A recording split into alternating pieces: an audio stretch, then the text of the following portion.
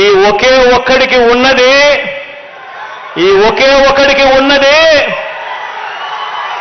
ఎంత పెద్ద సైన్యం ఉంది అని చెప్పి వీళ్ళంతా కూడా మర్చిపోతా ఉన్నారు. పైన దేవుడి దయను మీ బిడ్డ నమ్ముకుంటాడు. మంచి చేసిన ఆ ప్రతి ఇంటిని నమ్ముకుంటాడు.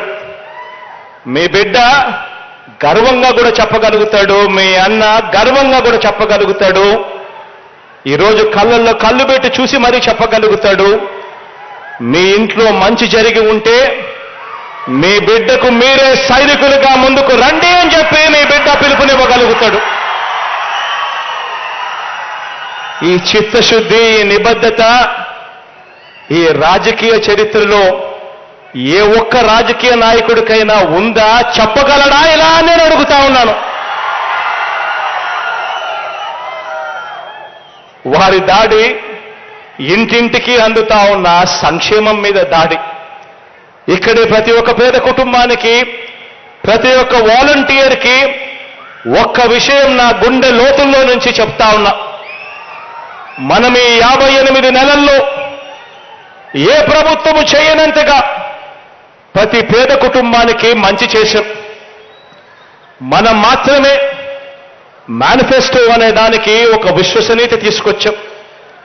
మనం మాత్రమే మేనిఫెస్టోను ఒక బైబిల్గా భావించి, ఒక ఖురాన్గా భావించి, ఒక భగవద్గీతగా భావించి ఏకంగా 99% హామీలను అమలు చేసి ఆ మేనిఫెస్టో తీసుకొని పోయి ప్రజల ఇంటికి వెళ్ళి ఆ అక్క చెల్లెమ్మలకు, ఆ అన్నదమ్ములకు, ఆ అవ్వాతాతలకు, ఆ రైతన్నలకు ఆ మేనిఫెస్టో చూపించి మీరే చూడండి, మీరే టిక్కు పెట్టండి, మీ బిడ్డ ప్రభుత్వం మంచి చేసిందా లేదా అని మీరే నిర్ధారించండి అని చెప్పి నిబద్ధత ఉన్న ఏకైక పార్టీ, ఏకైక నాయకుడు, ఏకైక ప్రభుత్వం మీ అన్న ప్రభుత్వం అని చెప్పడానికి గర్వపడతా ఉన్నా.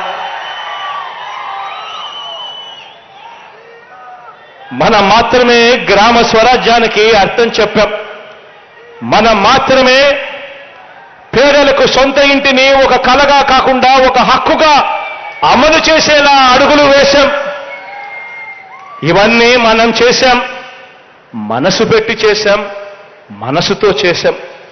ప్రతి పేద గడపకు అందిన మంచిని అటు పేదలకు ఇటు సమాజానికి వివరించడానికి కానివ్వండి, ఆ లబ్ధి అందుకున్న ప్రతి ఒక్కరూ కూడా స్టార్ క్యాంపెయినర్లుగా మార్చటానికి కానివ్వండి, మీరు ఈ 2 నెలలు ఒక యజ్ఞంలా చేసే ప్రయత్నాల మీద మన ప్రభుత్వ సౌధం మరింతగా నిలబడుతుంది, మరింతగా బలపడుతుంది అని చెప్పి కూడా ఈ సందర్భంగా చెప్పడానికి గర్వపడతా ఉన్నా.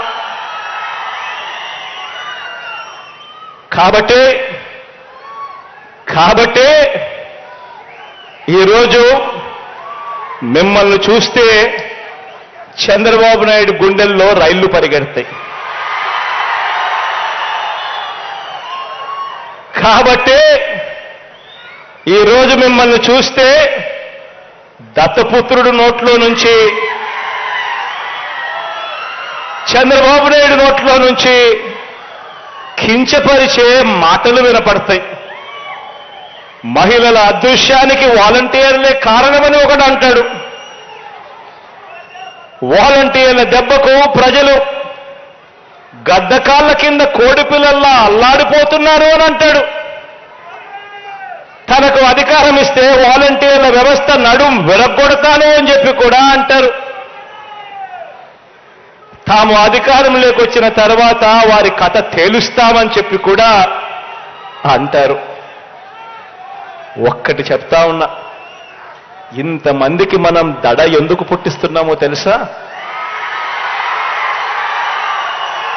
కారణం, ఈరోజు మీరు, నేను, మన ప్రభుత్వం ప్రతి పేదవాడికి డెలివర్ చేసింది కాబట్టి ఈరోజు వాళ్ళ గుండెల్లో రైళ్లు పరిగెత్తిస్తా ఉన్నాం.